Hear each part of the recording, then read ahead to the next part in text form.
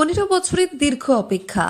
হ্যাঁ বন্ধুরা, 15টা বছর, একটা যুগের অবসান আর একটা নতুন অধ্যায় শুরু।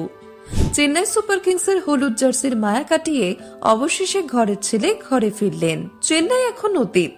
রবীন্দ্র জাদেজার সেই বহু প্রতীক্ষিত ঘর ওয়াপসি অবশেষে সম্পূর্ণ হলো। অনেকেই অবাক হয়েছেন, অনেকে আবার বিশ্বাসই করতে পারছেন না, কিন্তু খবর একদম পাকা।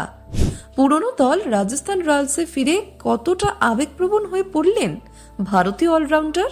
রাজস্থানের জার্সি গায়ে চাপিয়ে প্রথমবার মুখ খুলে কি বললেন তিনি, আর কেনই বা সঞ্জু স্যামসং এর জন্য জাদেজাকে ছাড়লো চেন্নাই? ধোনি কি সম্মতি ছিল এতে? সব প্রশ্নের উত্তর এবং জাদেজার এক্সক্লুসিভ বার্তা জানতে ভিডিওটি শেষ পর্যন্ত দেখুন। ক্রিকেট মহলে এখন একটাই আলোচনা। জানা গিয়েছে রাজস্থান রয়্যালসের শর্ত মেনে সঞ্জু স্যামসং এর জন্য রবীন্দ্র জাদেজাকে ছেড়ে দিয়েছে চেন্নাই সুপার কিংস। হ্যাঁ, ঠিকই শুনছেন, এই রাজস্থান থেকে জাদেজার আইপিএল অভিযান শুরু হয়েছিল, আর আজ চক্রাকার পথে তিনি সেখানেই ফিরে এলেন। তবে সিএসকের এই সিদ্ধান্তে অনেকেই অবাক। জাদেজার মতো একজন সিনিয়র এবং অভিজ্ঞ অলরাউন্ডারকে ছেড়ে দেওয়া কি সহজ সিদ্ধান্ত ছিল? ক্রিকেট পাড়ায় কান পাতলে শোনা যাচ্ছে স্বয়ং মহেন্দ্র সিং ধোনির সম্মতিতেই নাকি এই বড় রদবদলটি হয়েছে। মাহি চেয়েছিলেন বলেই হয়তো জাদেজার এই দলবদল সম্ভব হয়েছে। আর এই পুরো পরিস্থিতির মধ্যে দাঁড়িয়ে জাদেজা কি অনুভব করছেন? নতুন মরশুম শুরুর ঠিক আগে রাজস্থানের পিঙ্ক জার্সি গায়ে চাপিয়ে তিনি যা বললেন তা শুনলে আপনার গায়েও কাটা দেবে। পুরনো দলে ফিরে জাদেজা ভীষণ আবেগপ্রবণ। তিনি বলছেন, 15 বছর পর আমি রাজস্থানে ফিরে এসেছি। পুরনো দলে ফিরে আসতে ভালোই লাগছে। বন্ধুরা, মনে করে দেখুন 2008 সালের কথা। আইপিএল এর প্রথম মরশুম, সেখান থেকেই জাদেজার উত্থান। জাদেজা নিজেই সেই স্মৃতিচারণ করে বলেছেন, এখান থেকেই আমার আইপিএল যাত্রা শুরু হয়েছিল। তবে সবচেয়ে আবেগের বিষয় হলো তার সেই বিখ্যাত ডাকনাম। জাদেজা বলেন, এখানেই আমাকে সবাই রকস্টার নামে ডাকা শুরু করেছিল, তাই এই দলে প্রত্যাবর্তনে আমি দ্বিগুণ খুশি। ভাবুন একবার, যেই দল তাকে রকস্টার বানিয়েছিল, 15 বছর পর সেই দলের হয়েই আবার মাঠে নামবেন তিনি। জাদেজার কাছে খুশিটা যে অন্য সবকিছুর চেয়ে আলাদা তা তার কথাতেই স্পষ্ট।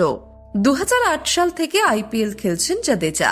তার এই দীর্ঘ যাত্রাপথে তিনি খেলেছেন কোচি টাস্কার্সের হয়েও। এরপর 2012 সালে পাড়ি দেন চেন্নাই সুপার কিংসে। মাঝে গুজরাট লায়ন্সে ঘুরে ফের চেন্নাই ফিরেছিলেন, আর এবার বৃত্ত সম্পন্ন করে তিনি আবার রাজস্থানে। এত বছরের অভিজ্ঞতার পর এখন জাদেজার মানসিকতা কেমন?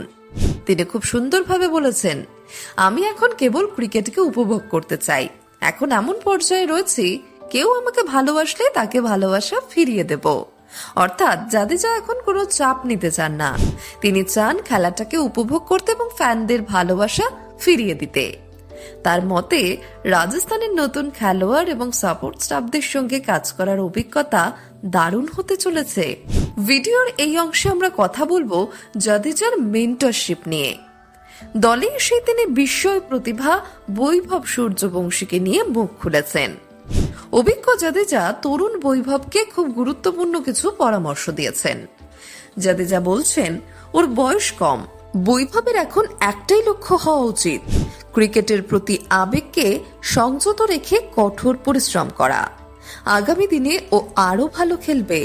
নিজের শুরুর দিনগুলোর কথা মনে করে জাদেজা আরো যোগ করেন, আমি যখন খেলা শুরু করি তখন মাঠে গিয়ে অনুশীলন করতাম, সেখানে সবসময় শেখার চেষ্টা করতাম। ওকেও তাই করতে হবে। একজন সিনিয়রের থেকে এর চেয়ে ভালো পরামর্শ আর কি হতে পারে?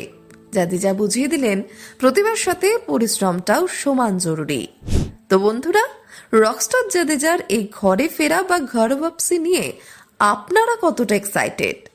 আপনারা কি মনে করেন ধোনি চেন্নাই ছেড়ে রাজস্থানে এসে জাদেজা আবার সেই 2008 সালের মতো ম্যাজিক দেখাতে পারবেন?